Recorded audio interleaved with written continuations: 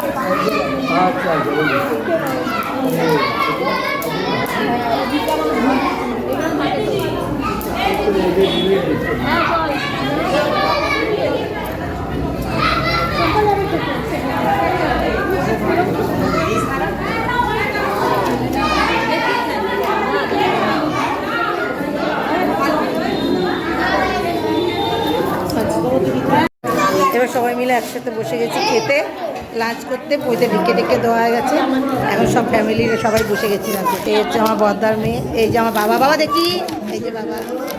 এই হচ্ছে আমার এক বান্ধবী, এটা বড় বৌদি। শম্পা কোথায়?